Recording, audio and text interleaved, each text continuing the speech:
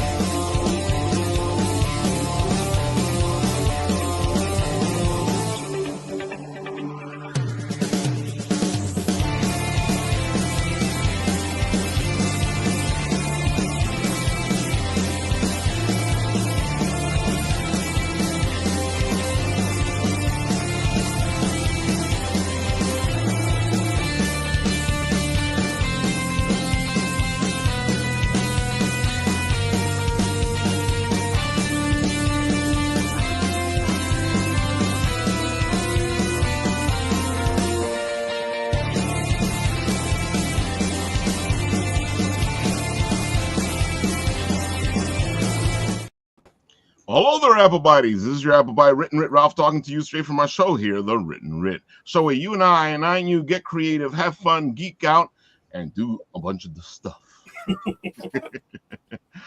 All right, folks, we have a great show tonight, and our guests will be talking about all the beautiful geeky stuff, and you and I and you will be having a lot of fun. At least that's the way it's supposed to go, unless my computer decides to throw me off the show. But we'll see what happens. We have nothing but fun here, so don't worry about it, Ralph. We're good. I gotta say, dude, this weekend is Brooklyn Comic Con and 5 Points Festival. They're both on the same weekend, and they're both in Brooklyn. So you guys have a lot to choose from. 5 Points is a lot of fun. It is graffiti, music, art, toys. Dude, that's the place you want to be. And of course, Brooklyn Comic Con has all the geeky stuff, lots of cosplay, and a couple of friends that we know. So does 5 Point, but oh my God, it's going to be a great weekend. And I am actually going to Go Fest on Sunday in New Jersey. So it's going to be my first time doing a Go Fest. So we're going to see how that goes. What is Go Fest? It's Pokemon Go. There's one of those big events, and they're having one of them in Jersey. They just had one in Japan like a week ago. Mm-hmm. They got the one in Jersey, and then they got one, I think, in the next one's in Spain, and then they do the global event, which will be at the end of June. All right. And so a lot of geeky stuff, folks. Joey, let's jump into this. Why don't you tell the people all the good stuff about you? Tell them everything. Give them the spiel. Oh, yeah, for sure. Before I dive in, I have to say the intro song for this show is way more intense than I thought it was going to be. It's like, I feel like I was genuinely like doing air drums and playing air guitar. I was just like, wow, it's late at night for me. I didn't know that I was going to have to rock on this show. And I guess here we go. It's funny because Les made the theme for our other show, Apple Bites, and that one's even more rock. Oh wait, Les, you made that? Well, not the this Apple one. Bite show, not this one, but for our other show, the Bit and Apple TV, I did. Mm-hmm. Oh, that's great. Mm-hmm. Yeah, well, I guess I get. I mean, look, writing should be. I mean, look, writing is a lot of typing, which if you think about that, that's the same thing you do in guitar. So it's like that's you're basically playing keyboards regardless. So like it feels fitting. But my name is Joey Clift. I'm a comedian, TV writer, enrolled member of the Cowlitz Indian tribe. I am here because I made an animated short film that's currently going through the festival circuit. It's called POW. It's an animated short about a young Native American kid trying to find a place to charge their video game console to powwow. And it's based on my experiences being dragged by my mom to powwows when I was a kid. And it's making its way through the festivals. And I'm really excited to specifically talk to you all about it because like it is so much about like basically as a kid, I felt like I had to choose between being a nerd and loving my culture. And like, it's something that I learned, you know, as I grew up in life, is you can do both. You can have both of those things. And you know, this short is like definitely like, you know, a love letter to like native nerds and nerds of all types everywhere. And as you can see, there's video game consoles. There's, you know, there's art inspired by Earthbound. There's like Looney Tunes gags. It's very much just like all of my nerd stuff kind of crammed into one thing. I gotta say, like I told you all in the green room, I saw this. I came upon it on my Instagram, and I was like, "Oh, what's this?" And I went down the rabbit hole, and I was like, "Cool." Then I started sharing some of your stuff. Then I was like, "You know what? Let me reach out to him, see if he can come on the show and talk about this stuff because this looks great." Oh, great. Yeah, no, thanks so much for having me. And we were just talking in the green room. It's really good timing. Our world premiere was in New Zealand at a film festival put on by the Maori people in like late March. And since then, I basically just been on a whirlwind tour. I think that like, I think that our first 10 days after the premiere, we probably screened in like 12 different places like around the world. I think I flew like 22,000 miles in like 10 days, and the circumference of the earth is 24,000 miles, so it's like not quite the circumference of the earth, but it's close enough that I was exhausted, I think, the second I even stepped onto the first flight. We just finished having a really great screening. You were mentioning Brooklyn at Brooklyn Film Festival just a day or two ago. Oh, cool. And then just you know, later this month we're screening in Los Angeles, Oklahoma City, Bentonville, Arkansas, Nevada City, Nantucket Island, Boston, and a bunch of places. So it's making its rounds, which, you know, it's fortunate as a filmmaker to have so many people want to screen my work, you know. Very cool. Looks great, Joey. I like it. Yeah. Joey, this is so typical of you. And I don't know if you know of his previous work, but Joey and I met each other when I was working at AT&T. We actually had him come and speak on being an Indigenous creative. And then at the time, at my new job, which we won't say what it is, but it is a big tech company, I had Joey come back and do another talk about, you know, Indigenous creativity, and now the more prominence that we're seeing and the best representation that we're seeing in Indigenous screenwriting in film, TV, and everything. So I'm smiling at this because I think I recognized a bear in there that we have in there. And he knows exactly what that bear is. I thought I saw that bear on the TV. So Joey did another short, and can you tell a little bit about that short? And then I think I saw that bear in this little clip right here. Oh yeah, for sure. Yeah, thanks for catching that Easter egg. I mean, that's something that is so fun about making films. I mean, the way that I kind of view directing is you're basically just you're just basically taking a bunch of stuff that you like and then just kind of putting it together in a stew and stirring it up. So that bear, it's a reference to the first animated short that I made. It's called I came out with it in 2018, 2019. The short is called telling people you're Native American when you're not Native is a lot like telling a bear you're a bear when you're not a bear. The title is 24 words long, basically a Fiona Apple album title of a short film title, if anything. And you know, I definitely like sent that bear design to the designers of this, and I was like, oh, I want the main character of the video game that the kid's playing to look a little bit like that bear. So that you caught that is just so nice to see. Yes, because we actually screened that, you know, and had a discussion about it. And you know, I mean, I know we want to talk a little bit about POW, but that's kind of explain why you created that particular short and explain it to people that didn't know why you put it, but what you were basically saying in that short. Oh yeah, for sure. Well, and I'm happy to talk about all of this stuff. Like, I look at POW as to me, POW is kind of like it's like a thesis project or a thesis statement of my past, probably like 7 or 8 years worth of things that I made. And you know, I think that short and a lot of other things that I've worked on, which I'll talk about in a sec, are all kind of part of that. So that bear short was it was basically like about all of the kind of weird microaggressions that I run into as a Native person. It was inspired by a friend of mine was posting on social media about how they were going to a protest against the at the time kind of unfortunately named Washington, D.C. NFL team, which used to have a name that just, wasn't that great for Native folks. And somebody commented on the post saying something to the effect of, hey, I'm 1/16th Indian, and I think the team name's fine, so everybody lay off. And, it basically like showed that maybe that person, one, no Native person can speak for everybody, and two, maybe this random person on Facebook isn't tackling this in the right way. So I really wanted to have like something to send him to maybe explain why what he was saying was maybe not the best take. But the only things that I could really find were like longer think pieces and just things where it's like, this random dude on the internet's not going to read it.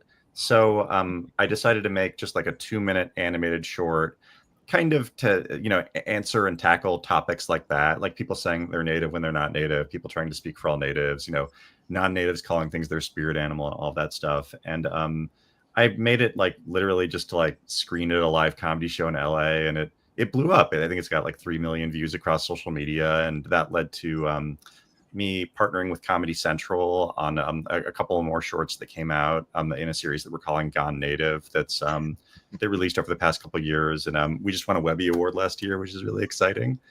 And it's basically so like on one hand, in sort of my spare time as a comedian, I was making all of these animated shorts about just like, weird things that Native folks go through. And then meanwhile, in my professional career, I've written on shows like Looney Tunes relaunches for Cartoon Network, shows like Paw Patrol, Rubble and Crew, like Coco Melon, and a lot of shows with like big physical comedy set pieces that don't really have a ton of, like Native characters or Native representation.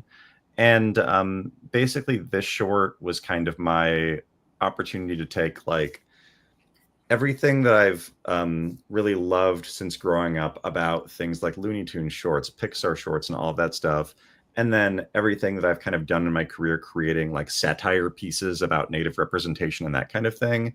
And then just basically trying to create what to me felt like, essentially like a Looney Tunes short, but at a powwow. And, and I'm really proud and happy with how it turned out. And, that y'all caught it and decided to talk to me is hopefully a sign that I made a good thing. Yes, you did. Oh, thanks. And I love how you captured powwow. I love the, it was the shawl dancer, the fancy dancer, and everything. And then of course you had to have the fry bread. I'm curious, what was being sprinkled on the fry bread? Do you have, first of all, Paul and Ralph, have you all ever eaten fry bread before? I've had it once. Yeah. No, I haven't had the experience yet. Oh, it's great. It's the best way to describe it is it's basically fried butter. It's like, oh, that sounds great. Yeah, it's great. It's one of those things where it's like, as I've gotten older, that's like for sure a sometimes food and not an everyday food. I got like a 1,700 calorie day limit. That sounds like 3 days worth of food. Yeah. It's like, it's the sort of food that you have it and you for sure need to take a nap afterwards. It's tough to eat it and then go on a jog or something. But yeah, I don't think I was able to finish it. So. Yeah, it's like, it's great. Well, and Les, I'm excited to talk to you about this. There's two types of fry breads. There's a savory fry bread, that's like an Indian taco, and there's like a sweet fry bread, which I'm used to that in the Pacific Northwest, which is a lot of like honey and powdered sugar and jam and stuff. Do you have a preference, like a sweet fry bread or a savory fry bread? I like the sweet, and I like mine with jam. And so it's funny because I just came from powwow. I'm part of a board, an indigenous board that puts on a powwow here in Pennsylvania. It's called the Reflections of Turtle Island Powwow in Manatawny Creek. And so we had 2 fry bread makers there, and we had a taco truck. So both of them were making their own types of fry bread. The savory, of course, was being made by the taco truck. And they were putting beans and stuff on it. And then they had another lady making with the jam and the honey and all that other kind, and the powdered sugar, at one area and stuff. Quite honestly, I think it depends on what I'm feeling. Like sometimes I like ground meat on my fry bread, if it's not sweet, and maybe beans, and you eat it that way, or either way, it's just not healthy to eat. Oh yeah, for sure. It's so full of grease. You know, I don't even know if there is a healthy way to make fry bread. And it's very interesting because the history of fry bread itself is not something that we as indigenous people commonly made, but it was made out of necessity, based on what we were given reserves flour wise. And so we created our own little thing with it, and it's become tradition for everybody has their own way of making fry bread too. You know, you have different types, and not everybody's fry bread is good. You know, Yeah, that too. It is disappointing when there aren't really any good Indian taco restaurants in Los Angeles.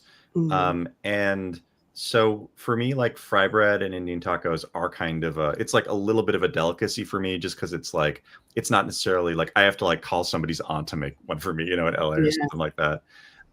So whenever I'm traveling, I'm always Googling, like, is there like a good fry bread place? Is there a good Indian taco place? And like, there are definitely some that I've gone to where it's just like, oh, there's like no native people who work here. Like where it's just like mild and flat. And yeah, there are sometimes where you have it and you're like, oh yeah, this is clogging the arteries in the right way. And then there are sometimes you have it where you're just like, I wish this was like better, you know? Yeah, definitely. But funny that you're saying that, because I'm seeing that a lot more often where you walk into a place and it's not what you're expecting. You know, the people behind the counter are not what you're expecting. Yeah. Well, that's not to say that non-natives can't make good fry bread, but it's like sometimes you have it and you're like, oh, it's like good that they have this, but also like, oh, if I get, you know, like 4 Indian tacos a year or whatever, I want them to be like all fantastic. Yeah. But Les, you're the first person to call me out on this, and this is honestly my biggest fear of this short. But you're like right to do it. So I think that what is being sprinkled on that fry bread are like jalapeno peppers. So the reason for that is that's not what I had traditionally, you know, on fry bread as a kid. It's just sometimes in animation and sometimes in television, there are things that you kind of add to something so it just reads better. Because it's like I was kind of thinking like, you know, if you do a sweet fry bread, it's like those are like little white dots and people are going to be like, what's that? If I were to do like a full kind of savory fry bread, like an Indian taco or something like that, it's like that would require just more animation because it's like the meat and then the, you know, other stuff and then the you know, the tomatoes and stuff. So I think that we just kind of settled on like it's the reason that like every TV show that you see when a character leaves a grocery store, there's a baguette in their bag, where it's just sort of like, you know, or lettuce or broccoli. Yeah, where it's sort of like, is that character actually going to eat that baguette? Is that what that person in Pennsylvania would buy? You know, probably, you know. So like, so I will say the one thing about this short that's not accurate is the fry bread toppings. Still, the conversation and the animations make me hungry. So yeah, I was gonna say we've been talking about this, and I'm like, oh, my stomach's growling over here. Oh yeah, that was another thing that was really fun when we're working. So I work with this really fantastic New York-based animation company called Flickr Lab, and it's run by a guy named Harold Moss, who's worked for everybody from like Stephen Colbert, Michael Moore, and a lot of other folks. And I had a lot of notes on that fry bread shot that was just like, it needs to look like a Miyazaki movie. It needs to look like you get hungry looking at it. I love it. I even love some of the traditional clothing. You know, you know, while animation is running, like I'm seeing more and more stuff there that is so. And here's the thing: your powwow is in a gymnasium or something because they have bleachers, and sometimes they're outside. Ours is a rain or shine powwow. So I'm looking at this and I'm like, oh, one day. Oh yeah, well that's like we just growing up in the Pacific Northwest. It's like because you know it rains a lot in Seattle. I'm so used to powwows being like in like a boys and girls club or in like an elementary school gymnasium or something like that. And you know now it's the point where the tribe that I grew up on, they're or the tribe whose reservation that I grew up on, they have like you know they just have like a really nice casino and a resort, and they have the means that they've built like a really nice tribal community center where they hold their powwows. But like when I was growing up, yeah, it was like in the Boys and Girls Club, you know. And I think that my tribe, we're Southern Washington State, Cowlitz, we're kind of in a spot where it's like, oh, we don't have a tribal center yet, so our powwows are in like sort of a multi-purpose, you know, county community center kind of thing. So I'm just used to powwows being in a place where also people will play basketball, if that makes sense. Always. I love it though. I'm looking at I'm just looking at it and it's just bringing back so many sweet memories of powwow. Oh, thanks. Yeah, and I something that I was really passionate about is like making sure that we got things like regalia correctly. So I Mhm. worked with two really great kind of fancy dance consultants, a really great women's fancy shawl dancer named Autumn Rose, and a really great men's fancy dancer named Bach Garcia, to just make sure that like one, the regalia was right, and then Mhm. two, we literally had them film themselves doing like their powwow dances, their fancy dances, and their shawl dances. And then I think that we had our animator, a really animator named Hyobin, like rotoscope the Mhm. dance, Mhm. just so that we could like really nail their moves. And that was something that was like so important to me with this short, is just like making sure that I got all the fine details right, because like I think that this is the first, if not one of the first, uh I'm sure powwows to ever be animated. It's like this Yeah, is I don't think probably I've ever this seen is one. this is like probably one of the first times that like ledger art has been animated. This is, I'm sure, the first time in a short that like a fry bread cook has been used as a running gag in a cartoon short. So like it was really important to me to like put a lot of extra effort into those fine details just to make sure that like that stuff is right, except for the fry bread toppings, which I will own. No, I'll own it. no. I mean, That I was a just was like, production I was like, thing. wow, what is that? That's interesting. I mean, maybe something they do something different in the Northwest. But Yeah, I it's feel not like what I wrong. It should say actually is just like, stands out. You do the right thing. It actually stands when you throw it on. It looks good. It stands out. yeah, it's very much, it's like sometimes there are things like that where it's like, oh, that's like a production choice, but like, I mean, look, I'm friends with a lot of people in my tribe. I feel like if I just told people that's how the cowlets eat Indian tacos, and then just posted in my tribe's Facebook groups, hey, like back me up on this, please, just like do me a solid, I feel like people would do that. Hey, you gave away some trade secrets there, though. We didn't know it was not the visual, actually. Yeah, yeah. So I think that that's pretty cool. And I'm sure now somebody else may ask you too. So when you do other interviews, they're going to ask you so you can give that little trade secret away. That's Yeah, yeah, yeah. interesting. Oh Um, wow, I that's gotta so say, interesting. you brought this up before, and I want to ask you because I can see some of the geek culture in in the little bits here. You get people who go, no, that's not us. What are you doing? You're making fun of things, or because I growing up, it was tough being a Spanish kid who was into D&D, comic books, heavy metal, right, and my culture would be like, what's wrong with you? You're supposed to be Dominican. right. So Yeah, do you get a lot of that? yeah. I mean,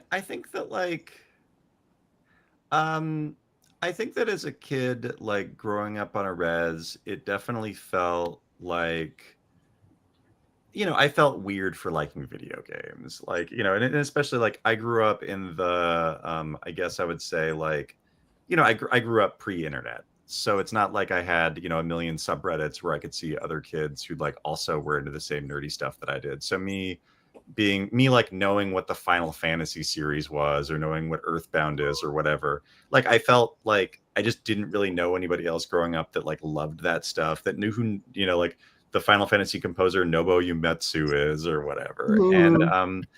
it is something that like it did make me feel kind of alone in cultural spaces, because it just wasn't something that I could like talk to my classmates about. And and I also think that there is some level of I'm not sure if you felt like this way about your culture, but like when I would show up at a powwow, it's like I didn't like my mom powwow dances, but my family, we weren't like I wasn't taught my tribe's language. I wasn't, I didn't have like regalia growing up or anything like that. So I kind of felt like, and this is not other people doing it, but I just felt personally unwelcome in those spaces. Mm. And I think that's something that I learned, and part of it was probably just like I saw people who were dancing and wearing these really elaborate outfits and regalia pieces, and you know realized that I didn't have that. And especially being a kid, you're like embarrassed at every little thing. So I was like, oh, I'm not gonna like put myself out there and dance. And something that I've learned as I've grown older, and so the short is actually inspired by like two different kind of moments in my life. One would be my mom dragging me to POWs when I was a kid, and another is I did an internship for my tribe in my early 20s where it basically involved me like going to a lot of different tribal events and, you know, helping film them and helping kind of like edit them together for like PBS news packages. And like really what that summer for me was spending a lot of time trying to find places to charge my cell phone in tribal community centers, you know, like after the event or whatever. And in doing that, it's like I had a lot of conversations with like other Native folks, you know, elders, kids, like people my age, people super into their culture, people who were just kind of there because their parents dragged them, or, you know, because their grandparents wanted to go or whatever. And it really just like opened my eyes to like, I don't know, kind of just like what it means to be Native. And like, I think that ultimately what I learned from that is that like, if I'm in these spaces, like, and it's like just me being there is enough. I don't have to be like the all-star powwow dancer. I don't have to like have an encyclopedic knowledge of my language. Just by me being in those spaces and supporting that way, like counts, you know? And, you know, and I'm sure you probably feel kind of similar ways about kind of things as you realize like, oh yeah, it's like, who cares if you play D&D? Like you could be at your, you know, cultural event, you know, reading an anime magazine, but as long as you're like there, that's what matters. Exactly. Yeah. You know, I like that, you Julian. start tuning out those voices. Yeah, for sure. Yeah, and it's sort of like it's kind of, you know, at least in my case, it's sort of like, oh, the person who made me feel unwelcome there was kind of my own insecurities. Usually it's you're your worst own enemy. Yeah, truly. Well said. Oh, thanks. Yeah, I like that. Hey, Les, do you powwow dance at all? No, I do not. I do not.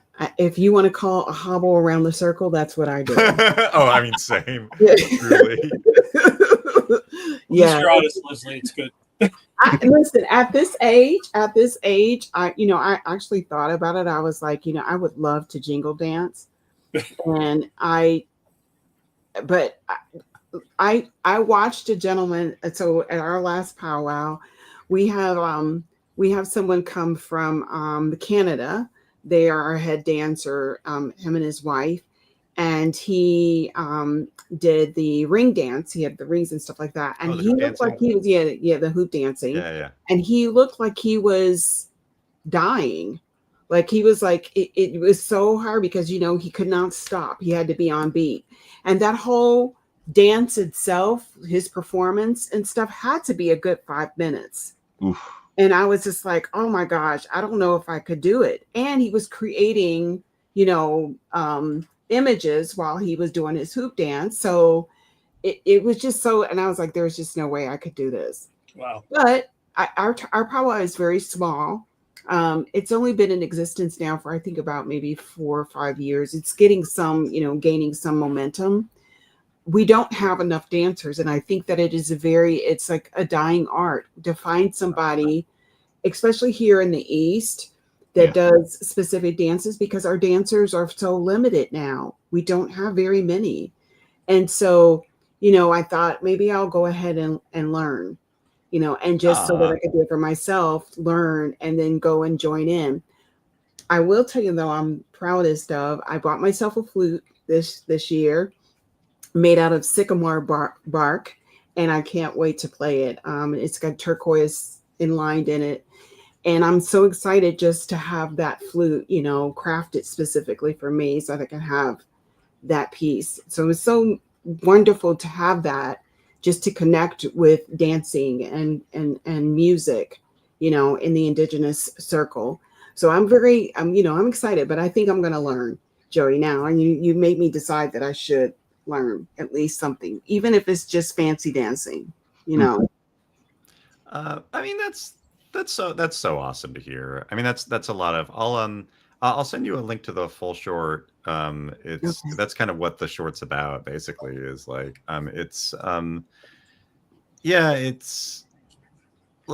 so I was a writer, consulting producer on a show called Spirit Rangers on Netflix, and Spirit Rangers, it was the first kid show in the history of U.S. animation, created by a native person, the genius Shumash TV writer Krista Valencia, with an all-native writers' room, which I was a part of. Native characters played by native actors, and something that was really beautiful about that show is that I would basically just be on a Zoom every day for like a couple of hours with other native folks who are also, like millennials or whatever, and we're just kind of hashing this kind of thing out. And I think that something that we started talking about is like, I don't think that anybody in that writer's room, like, at points like could speak fluently in their tribe's language, but we kind of learned, or we kind of realized, like, there was this meme that was floating around on social media that said something to the effect of, if you try to speak in your tribe's language, traditional language, but you stutter or mispronounce a word, your ancestors are smiling because they know you're trying.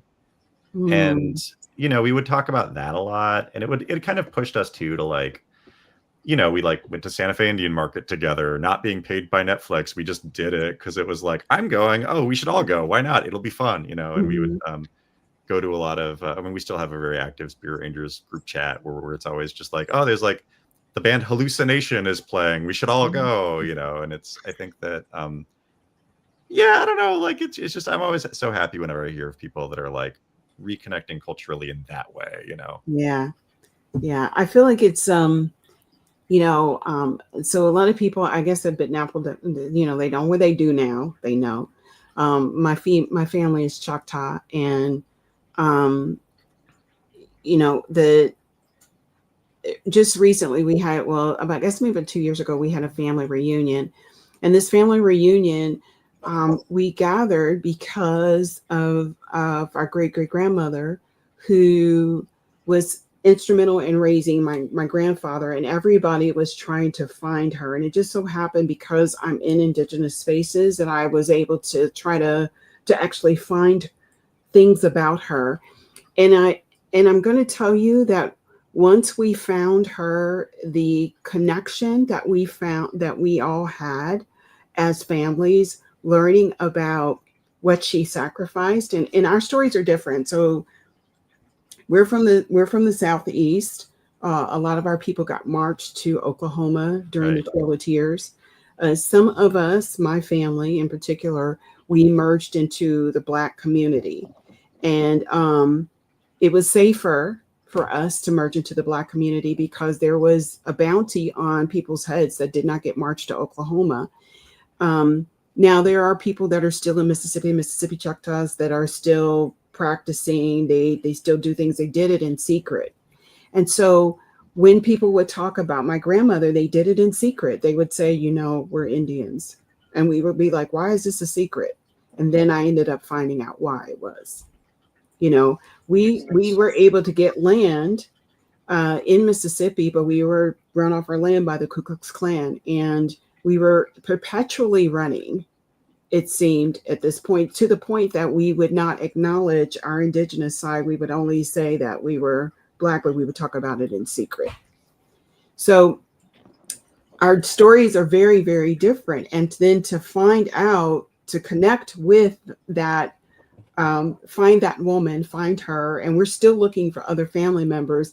It was a big deal for us at our family reunion. A lot of our missing pieces were there. And I think a lot of people that were in the Southeast at that time, from the what they call the 5 civilized tribes, a lot of them experienced a lot of tragedy as a result of this. A lot of scattered family members, loss of culture, loss of language, loss of tradition, which was typically what they wanted us to do when they marched us to Oklahoma. So yeah, it's a little different. I think whenever I connect, whenever I go to powwow, whenever I see people moving in Indigenous spaces and they're being, like what Joey's doing and other creatives, I'm so very proud of them, because even in this vast world of the entertainment industry, there's still just a small portion of Indigenous people working, but they've managed to do so much in the last 5 years, I would say. TV shows, representation. Just right now, Sinners had real Mississippi Choctaws in it, and I was just so excited. My family, that was so cool. Yes. We could not stop talking about it. We could not stop talking about it. And there were so many questions in our family chat about their clothing, their traditional garb, the way they were speaking Choctaw, which is different than Oklahoma Choctaws. They have a different kind of dialect of Mississippi. But I was so proud to see that representation. More than anything, I was proud to see a true representation of Mississippi Choctaw and the Black community of what was, I guess that's northeast Mississippi. Yeah, so definitely. Yeah, well, that was just such a. I'm glad we're talking about Sinners. They're only in it for one scene, but like it's clear that Ryan Coogler like worked so hard to like get that representation right. In that, I think I saw a social media post from the Mississippi Choctaw tribe saying that Ryan Coogler came to them very specifically and very respectfully. He cast Mississippi Choctaw tribal members to play those characters. He made sure that the regalia was right, for the time, and also just like how dope is it that there's like Mississippi Choctaw vampire hunters in this movie. Exactly. It's like that's just like, it's like, even though they're only in for a scene, it was just like, I don't know, it was just great. And I also just appreciated it. Like I feel like there was a native Twitter joke that was flowing around that was just like, oh yeah, the Mississippi Choctaw warned them and then saw that like they didn't want to listen to the warnings and they were like, hey, you guys figured it out. Yeah, we're just gonna go. Yeah. I was explaining to people, it's very interesting because the Mississippi Choctaws, the Choctaws as a whole, have a very deep relationship with the Irish. We actually, during the famine, sent food over there, and we have every year the Irish come to Oklahoma, and they do a celebration of the fact that they saved so many people in Ireland. So I said, it's not uncommon that this guy would be, an Irish guy would be amongst the Mississippi Choctaws. Yeah. But now I'm curious, what happened? Did he come here? Did they house him? Did they take care of him because we have such a deep relationship? There's so much, and so many people want to see that side of the story. Like we want to see a full story about what happened with the Mississippi Choctaws. And I think that's something that part of the discourse around Sinners, some people are saying this was amazing, there should be sequels and spinoffs, and there are other people saying like, no, this was kind of a perfect movie. It's like it would cheapen it if not everything has to be a trilogy. And like, I totally get that, but also I like want to see the Mississippi Choctaw Vampire Hunter prequel so bad. Me too. See, but that's different though. That's not a it's not continuing the story in that sequel way. It's just giving you more of the story. So it's not a complete continuation. It's just filling in the gaps. Yeah, I think that's what we wanted to see because they made such an entrance. Yeah. When they showed up in their regalia and the horses and speaking, it was just like, everybody wanted to see, they want to see more. And I'm seeing more people, indigenous, non-indigenous people saying, hey, we want to know how this guy got here and how he got, because whatever they did, they expelled him out. He flew into the frame at the first beginning, like he flew in like he was on fire. He looked like he fell from the sky. Honestly. Yeah, like they messed him up. Yeah, they messed him up. They did something to him. So I want to know what happened, honestly. Yeah. Well, that's just first off, thank you so much for sharing that beautiful story. I really appreciate it, and it really resonated with me. I think that for me, and this kind of ties into the short a little bit, is like my tribe's story is that we the U.S. government, we chose not to sign a treaty with the U.S. government, so we didn't get like reservation land as tribes would traditionally get.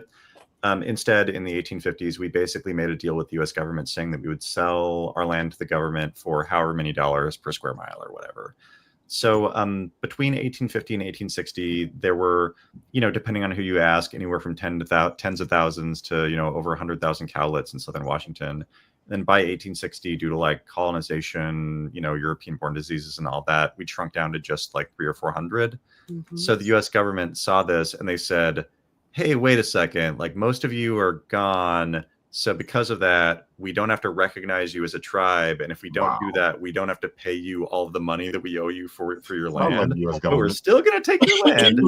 So that started this like 150-year fight for my tribe where we like took for generations of people took very careful effort to track how many cowlets there were, who their descendants were, get people like, enrolled in the tribe in sort of at least our own internal way, and like, and due to that effort of like literally 150 years worth of Cowlitz people, we were able to finally go to the U.S. government in I think the year 2000 and show all this information. We got federally recognized, and the U.S. government was like, okay, you got us. We'll pay you the money that we owe you, but we're not going to give it to you at once. We're going to put it in a bank account and give you the interest or whatever.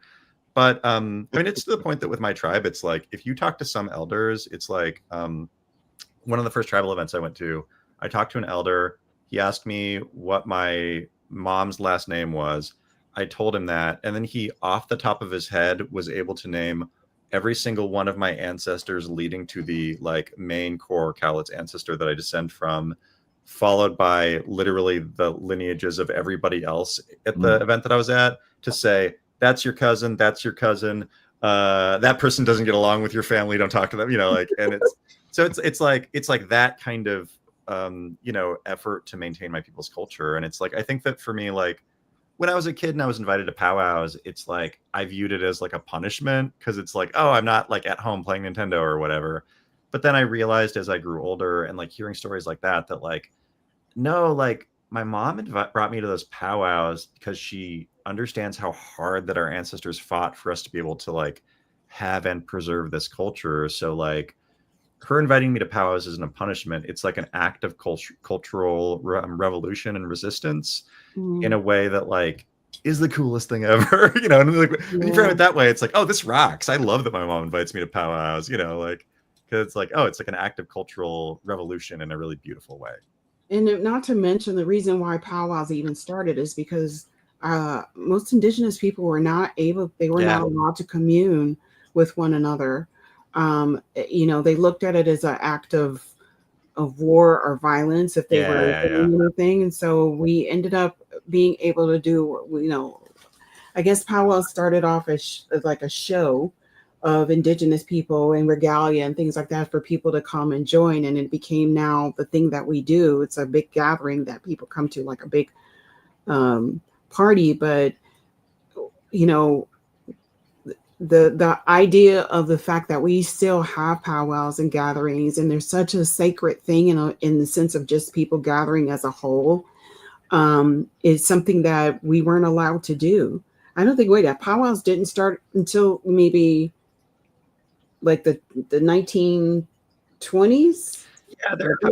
Powwows aren't like they're not like traditional in that they didn't do, you know, it's like Native folks would have parties and gatherings, you know, hundreds of years ago. But yeah, I think that it's sort of like a newer traditional thing. It's sort of like hoop dancing is actually really similar, where like hoop dancing I think was invented in like around the 1920s, and so it's like it's a fairly recent tradition. Yeah, it's not new, but just to know that, you know, when we go to powwow, and not speaking of you specifically, Joey, but you know, when we go, it's a big deal that we go because we weren't allowed to gather. I genuinely, I'm so excited for you to see this film because it's about all of this. I can't wait. I can't wait. I'm looking forward to it. I really am. Yeah, this is not just a trailer. There is an 8-minute short film that exists. Hey, so there's I'm the big to come back and have you preview it at my my job. We won't mention the name. So there's a big question. Where can people find this so they can go check it out? Oh yeah, thanks so much for asking. So POW is currently going through film festivals. If you follow me on social media, I'm posting about new screenings all the time. If you want like a really easy and convenient way to keep track of them, I started a Substack, which I believe the URL for that is just joeyclift.substack.com, where I'm posting sort of every month or so. I'll just basically post like, here's all the screenings that I have coming up. And we're still fairly new in our festival run. We've only been going for about a month and a half, but we've already screened at like, you know, over a dozen festivals. And I think we're in like, at this point 8 festivals that qualify us for the Oscars if we were to win. So it's cool. You know, I mean, a lot of my goals for this short was to like, you know, especially as somebody who grew up like working on and loving things like Pixar shorts and Looney Tunes episodes and stuff like that, is like, I wanted to create like a contemporary Native story in the animated short space that felt like it could exist at the level of and screen alongside all these fantastic, animated shorts that we saw growing up as kids. It's funny though, because I've been watching this, and I've been watching cartoons all my life, and this looks like something that like the pilot for something. Oh, thanks. Yeah, like TBD. But it's. I try to look at everything as kind of like an idea seed, and it's like you don't necessarily know what it's going to grow into. I mean, this is an idea that, like, you could say that this is an idea seed. The bear short that Les brought up earlier was kind of like something that I originally made just as kind of a one-off for fun, but that has since spun off to a 5-episode Webby Award-winning series that I released with Comedy Central, and then that in some ways kind of was the inspiration for me making something like POW. And then there's a world that POW is just this short that's kind of a self-contained thing, or there is a world that it is like a pitch for a movie or a limited series or a book or anything like that.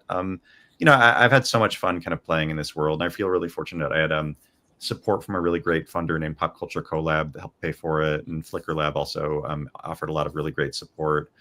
And I would be surprised if this is the last we see of this type of thing from me. I hope not. Yeah, I hope you keep going at it. I want to see more. Oh, thanks. I think that you're too creative to let just this be the last thing. Oh, thanks. But you know what I'm talking. It's sort of like making stuff costs money. So It does. We know that one. Yeah, look, if That one we know. if somebody will give me $100 million to make this as a like CG Pixar feature, I'm in. But but it's like I can't ask my family for that or whatever. The grant funding has its limits. I heard that. Well, I'm wishing you all good things and money to create and be more. Yeah, because you're doing a great job.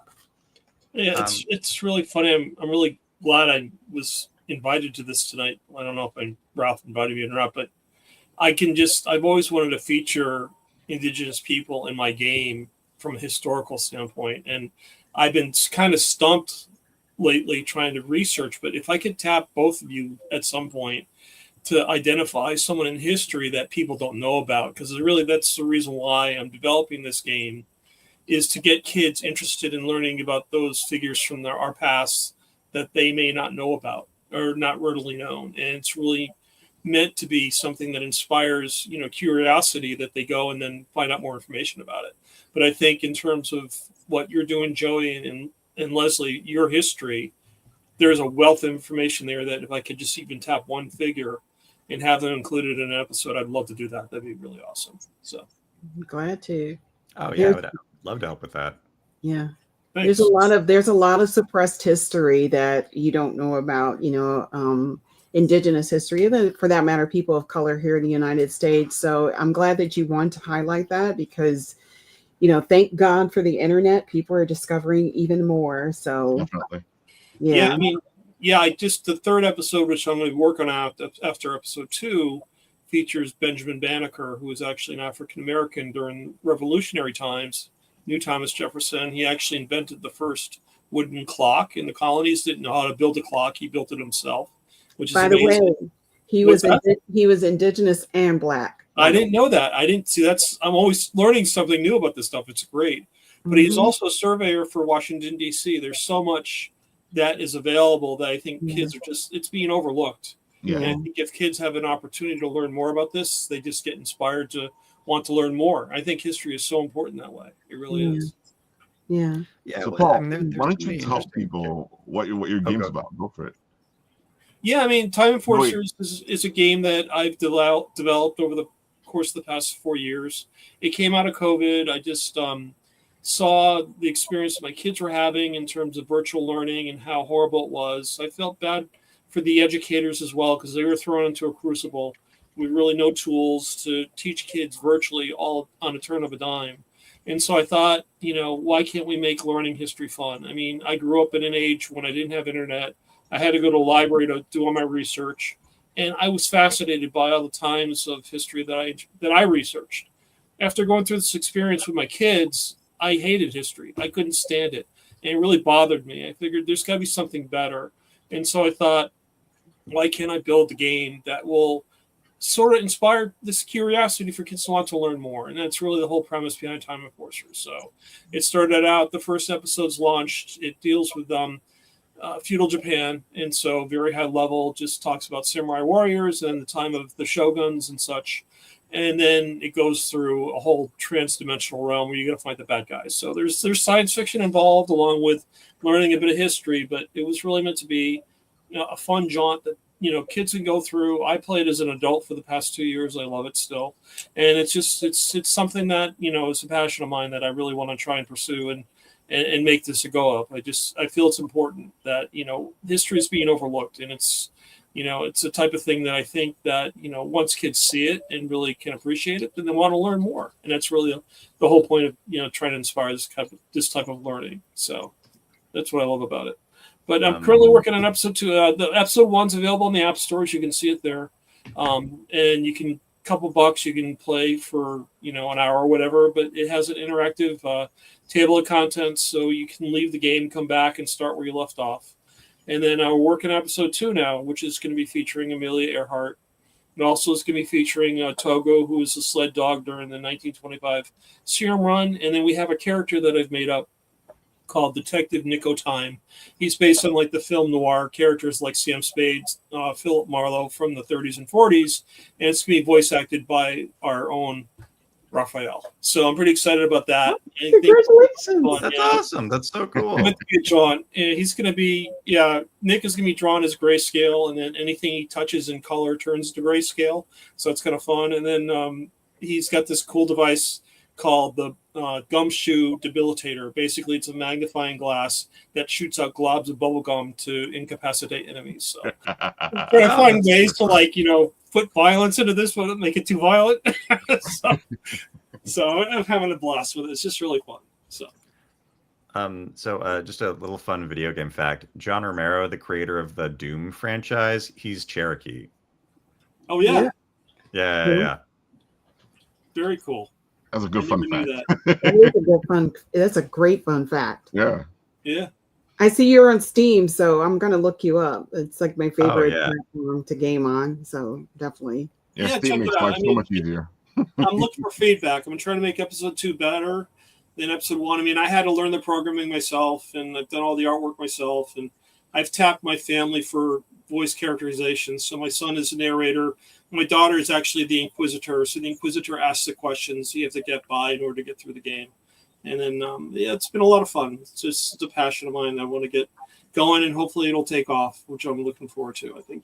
Oh, I can't wait to play it. Oh, thank you. I appreciate that, Leslie. Thank you. Well, there's something so special about getting to work with your family on your creative pursuits. Like I've brought in my mom for a couple of different things here and there. She's an artist. I've had her do character designs for some things, and I've had her like provide her voice for other things. And it's just I don't know. It's like it's cool. Like this looks so cool. I kind of scoped it out a little bit when we were in the green room, and I'm definitely going to check this out too. And it just seems like a cool premise. And yeah, any way that I can help, definitely let me know. I appreciate it, Joey. Thanks. Yeah, it's funny. I've lost all my sense of humility when it comes down to it. So I'll go to Comic-Cons now dressed as this character, C.T. Haugens. I gotta show so you he looks like Einstein. I keep getting, are you Doc Brown? Are you Einstein? I said, no, I'm C.T. Haugens. So that's how I pitched into the game. But I actually hooked my wife in. She's going to be playing Amelia Earhart at our next con. So everyone's getting hooked into this. No, you lose all sense of like reality. Are you going to be at San Diego Comic-Con? No, I'm thinking about attending New York. I get to San Diego is a lot for me right now. It's just I get it. Yeah, it should be fun. I really want to go to San Diego. Something I've always wanted to do. I'm a big comic book geek, so you know how it is. It's a bucket list item, man. Exactly. Joey, have you ever been to the one here in New York? No, I've never. I'm very much like. I'm just such a homebody. It's like I mean, I feel like especially as I've gotten older, it's like I don't know. I like being cozy too much. Like but I'm going to San Diego Comic-Con this year. We have a POW screening that I'm really excited about. But it's like it's gonna be my first time, and I'm excited to go because like I hear it's so fun. Oh my gosh, you're gonna be overly stimulated. Trust me. Oh, I'm sure. If you're a geek, you're gonna be overly stimulated. It's everybody's little dream to get to San Diego and be San Diego. Yeah. Make sure you Leslie, take your chill pills. Son of Saint is like, Les. Hey, Angel. I told you you've been missed. I'm always being asked. I've been very, very busy. I've been very busy, and I'm sure that I totally miss being a part of this. Hanging out at the cons and stuff like that. I try to make them as much as I can, but when I say that I'm busy, trust me, I'm very busy. Hopefully, it'll be something that you all will hear about very soon. But I'm working on something right now, so yeah. I'd love to hear more about it. That'd be awesome. Yeah, we're doing my production company, Clift Eye Productions. Me and my partner are actually doing a pitch for a play that we're trying to get on Broadway. And once this is very interesting. The writer and director, he really trusts us, but we're kind of new. We're like a fledgling company, but he's very well known in the business, and just with his support, this is moving on a fast track. So it's a great story. Once we do get everything solidified and stuff like that, I'll probably put it on our social media so that people can see. And if you would like to invest, our first role right now is to do a workshop of the play, and then to see what kind of stage we can put it on afterwards. And we are looking for all kinds of investors. So you heard, folks. Okay. I hope you get it. Thank you. I think you've got an investor right now. I know, right? She's always invested. I was going to say, man, they keep jumping up. Kisses and hugs, yeah. It's really rotten. I can't tell how many Kickstarters I've contributed to since joining this channel. So I will. Let me know, Leslie. I'm there for you. Have me as a guest so I could tell you a little bit. Me and Eddie as a guest. Oh, definitely. Yeah, we were talking about that already. Yeah, we're talking about starting you back up, but we'll, if we can't do that one, we'll have you and Eddie. we'll talk about it. We'll talk about that. So, Joey, you're going to be. Where are you going to be next with POW again? So next I'm going to, let me just open up my very messy calendar. So next week I'm screening POW in Oklahoma City at Dead Center Film Festival on Saturday 14th and Sunday the 15th. And then on Wednesday the 18th, I'm screening in Bentonville, Arkansas for Bentonville Film Festival. Saturday the 21st, I'm screening at Nevada City Film Festival in Nevada City, California. And then the 22nd, I'm screening it at the TCL Chinese Theater for Dances with Film in Los Angeles. Cool. Those are the ones that are off the top of my head. And then I've got a bunch of other screenings over the next, like 2 months or so. Basically, like, the thing about film festivals is you kind of like, you basically you don't find out all at once. You find them out piecemeal. So it's like, I know where I'm screening in June. July, I've got a couple screenings. August, I'm sure I have a bunch, but we'll see. But I think that it's going to have, there's going to be plenty of opportunities to see it all around the country, and all of that, I'm sure, over the next 5 or 6 months or so. I hope you make your way back here to the East, because I definitely would see it. Yeah. Mm-hmm. Oh yeah. I'm sure we'll have more screening. Yeah, because we literally just screened in Brooklyn. I wish I could let you guys know. I want to say we would have been there right away. It was like this. It was just this past Monday at like 10 p.m. or something. Oh, it was late. Sounds like something like in Brooklyn. Yeah. Yeah. By the way, what was your experience being in Brooklyn? By the way, being from the West.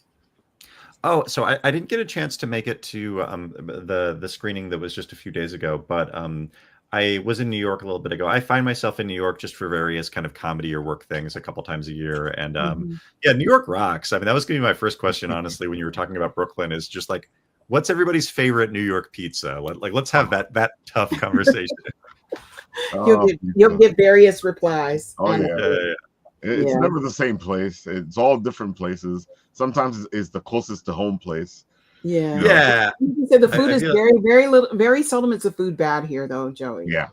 Yeah, I feel like that's something that I really love about New York. It's definitely tough to get there from Los Angeles for sure, but like whenever I'm there, it's always like, I'll have a $2 slice of pizza that's the best pizza I've ever had in my life. It's just New York rocks. I love New York. Yeah, pizza with an attitude. Oh, yeah, for sure. I was just in Philly last week and moving my son to his new apartment, and of course, I said we got to get lunch, right? So we went to this.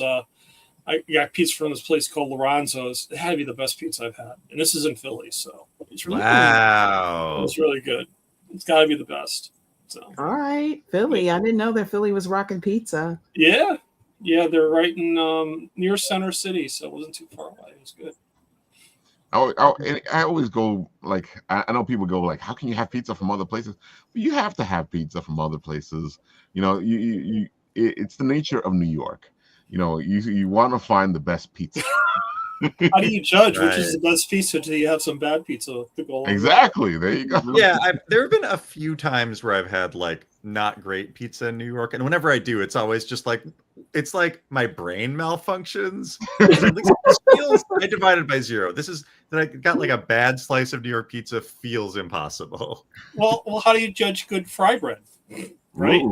You can have the Oh, Nice Like, question. but it's kind of like a picnic. You ask who's making the fry bread. Exactly. It's the same thing Yeah. with the pizza. Like a black people's picnic. You say who's made the fry bread? Oh, okay. I don't want Whose So, pizza is it? I think that the way that a good fry bread is judged, I think, is really similar to how a good New York pizza is judged. In that, when you take your first bite, the grease has to pop into your mouth. the grease has to come out. It Yeah, has to Like come sometimes into you have like a your dry mouth. New York slice, and you're like, "What is this?" It's like Yeah, it needs to yeah. be like it needs to be like you're both chewing it and kind of drinking it at the same time. Oh my god! I Yeah, can only it's just like imagine. your paper plate has to be like greasy too, and it's Yeah. you know, just Oh. pops out of it. With pizza, usually you're like, does it start melting in your mouth? Do you finish eating it and you're like, what happened to the pizza? Oh no, Oh, truly. fry bread doesn't melt in your mouth. It's like it has like a soft dough in the middle. You know what it kind of reminds me of, but not really. I guess like funnel cake, but it's like I a was gonna big say, old so greasy it's- funnel cake. It sounds like funnel cake, but it's not. I can tell it's not. Yeah, It's heavier than funnel cake. Yeah. it's much heavier. Yeah. Yeah, from what you're describing, it sounds much heavier. Yeah. All right, Yeah, folks. especially when you start putting stuff on it. It's like to call fry bread or to call an Indian taco a taco feels very wild because it's like to eat it by hand is like insane. Like, yeah. it's just a giant like thing, you know. Sometimes I'll do my best if I'm in a restaurant, but it's definitely like I'll tell my girlfriend not to look at me while I'm eating it. Look at It's like, oh, this is gonna be. I'm gonna need a bib for this. Usually, if you eat like in an Indian taco, they'll give you like a fork with it. You know. Yeah. Yeah. Oh, You man. can roll it up and eat it like that, but it's like It's just there's so it's like if it's a good one, there's gonna be like a lot of toppings on it. So it's like it's not you can't like do this. It's like it's gotta be like you eat some of the toppings off to get it to the point that you could do this, and then maybe you do that. But it sounds like it's the type of experience where if you're not wearing the food, it's not really good. Oh, it's messy. It is definitely. So this is going to be a small side story. I was one of the really great memories from screening my short film in New Zealand was I went to a food truck and they sold hamburgers at this food truck with something on it that I believe is called Powie, which is it's snail meat. It's like an abalone snail meat, and it sounds like weird. But basically, like I asked them just like, is it good? And they were like, oh yeah, everybody loves it. So they gave me, this is how I knew it was going to be good. They gave me a plate with a hamburger on it that was in like a 2-inch thick pool of like snail meat. And then they gave me rubber gloves. And then they were like, go nuts. And it was like, once they handed me the rubber gloves, I was like, oh, this is going to rock. Like, how was truly, it? it's What like, did it taste like? It was just like buttery. It was good. It was like, it's tough to really describe like the taste for it other than it was just kind of buttery, you know. It was, I'm sure it's like, you know, like clams that are covered in butter or something like that. But it was like it was just flat out at a certain point I was like, you know, in this park in like Otaki, New Zealand, just being like like just grabbing like piles of goo and being like I gotta say, but that's when you know a burger's gonna be good though. When you need 5 napkins, 6 napkins. Oh yeah. When he gave me the set of rubber gloves, I was like, oh yeah, I'm very excited about this. I'm so glad you tried it though, because most people would probably turn their noses to it like a snail meat, you know. But I'm glad you tried it. Yeah, well, it was basically, it that's was good. like he told me what it was, and then I was like, oh, do people here like it? And he was like, it's a delicacy. And then I was like, I'm in. Like, Let's do this. yeah. Oh, wow. All right, folks. So this weekend we are going to be either at 5 Points or Brooklyn Comic Con. I guess it all depends on which one gets in touch with me because they still haven't. We'll see what happens. And so if you guys are here in Brooklyn, go check out Brooklyn Comic Con. Go check out 5 Points Festivals. Amazing conventions. They're both totally different. So if you're looking for a graffiti, music laden, art, toy type of festival, then you want 5 Point Festival.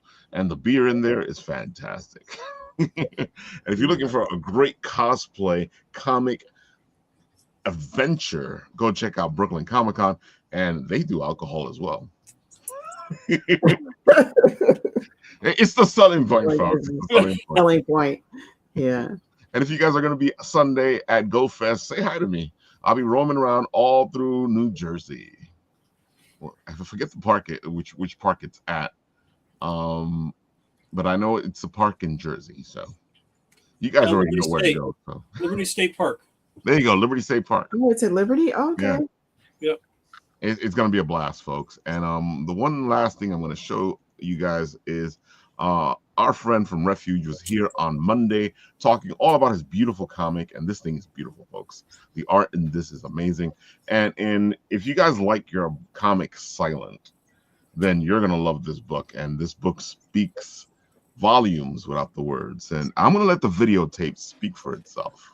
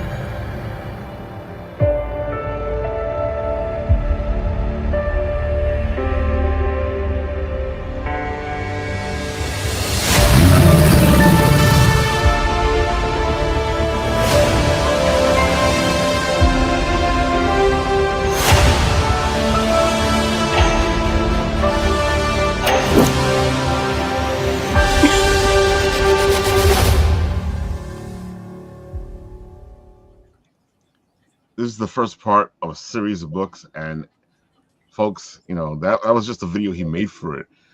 Can you imagine reading this? Looks intense and scary too. God, yeah. Wow. I'm gonna take the link and put it into the chat over there so you guys can go check it out.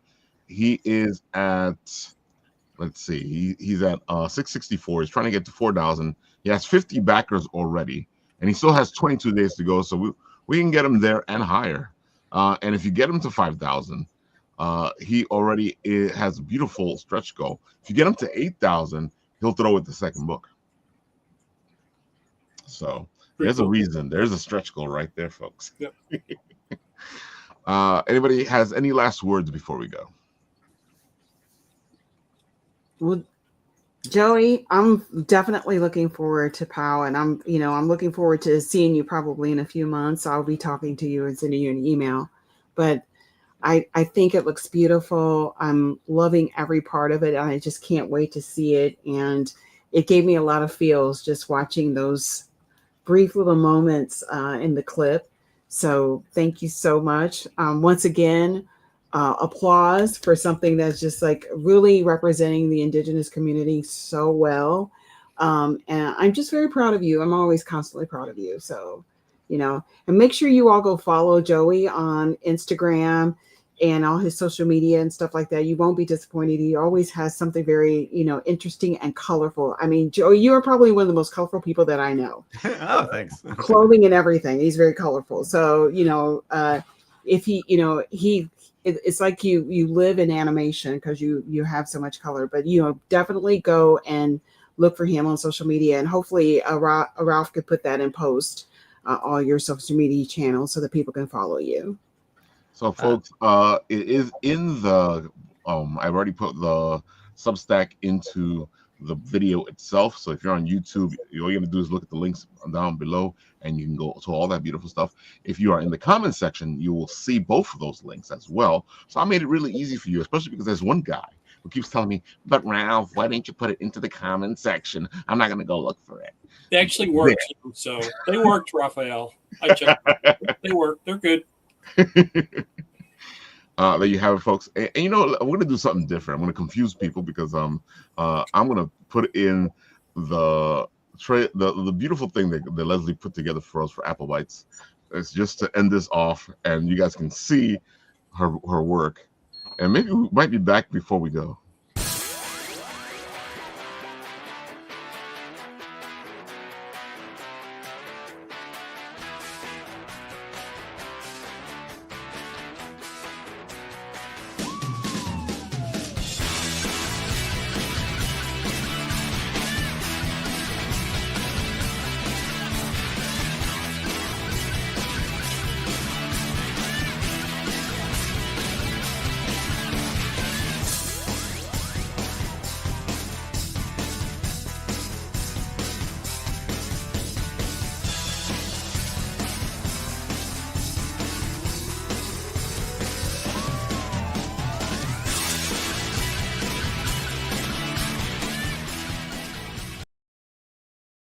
Right now somebody is completely